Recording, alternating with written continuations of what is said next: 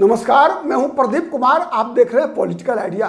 Political idea के आज के इस अंक में आप सभी दर्शकों का बहुत बहुत स्वागत है। मित्रों, आज हम बात कर रहे हैं एक ऐसे पिता पुत्र का जिसमें पिता भी टिकट के दावेदार थे, पुत्र भी टिकट के दावेदार थे।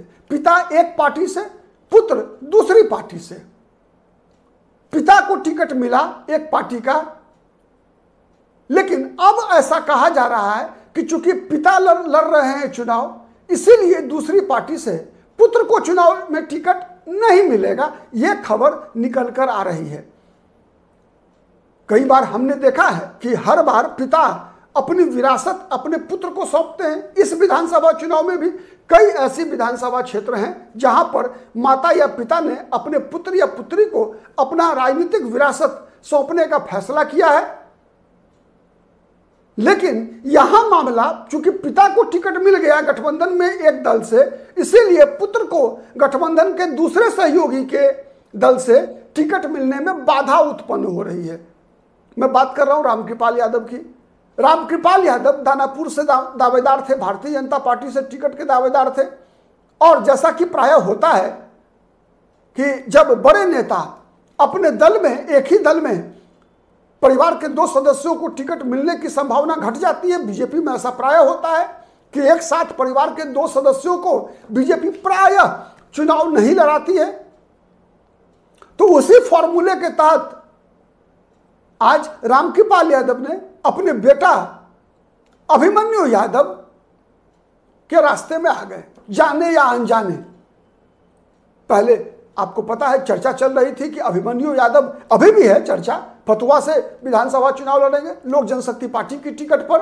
वैसे ही जैसे आपने देखा कि वैशाली से वीणा देवी लोजपा से चुनाव जीती है। उनके पति जनता दल यूनाइटेड से एमएलसी है।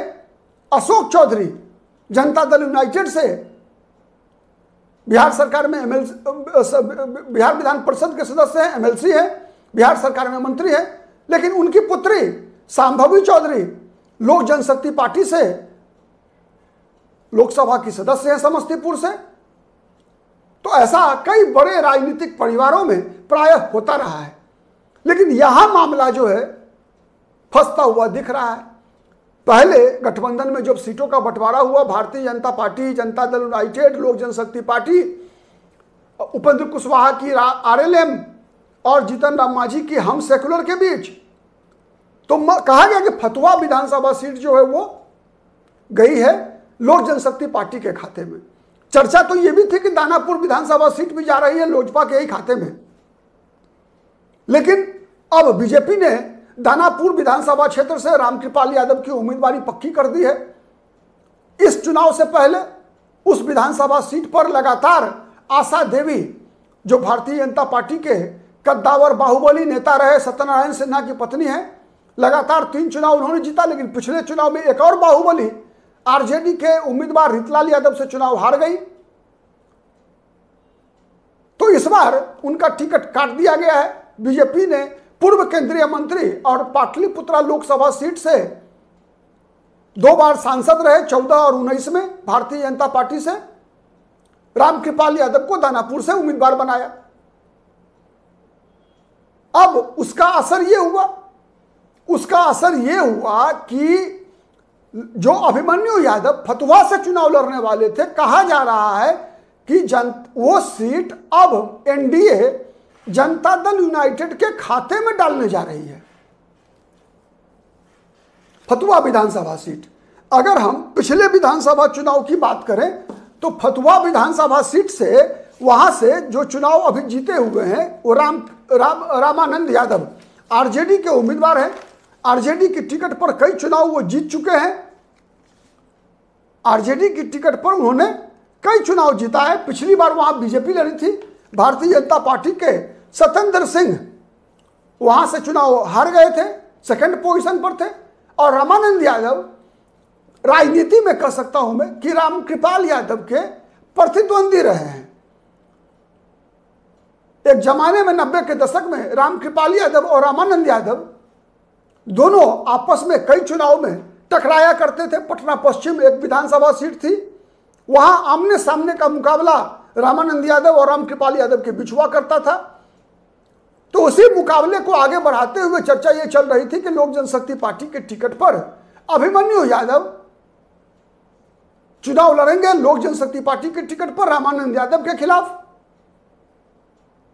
लेकिन यहां तो मामला फंस गया है, रामकृपाल यादव को टिकट मिल गया, बल्ले बल्ले हैं, चुनाव लड़ेंगे, नामांकन की तैयारी हो रही है।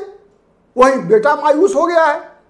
वैसे अभी अंतिम फैसला नहीं हुआ है फतुहा विधानसभा सीट का, आगे हमारी नजर बनी रहेगी फतुहा पर। लेकिन अभी तो लग रहा है जैसे कि पिता के कारण जो है बेटे का टिकट छीना गया, और ऐसा प्रायः कम होता है। अधिकतर बार तो पिता अपनी विरासत अपने बेटा को सौंप ही रहे हैं बिहार में।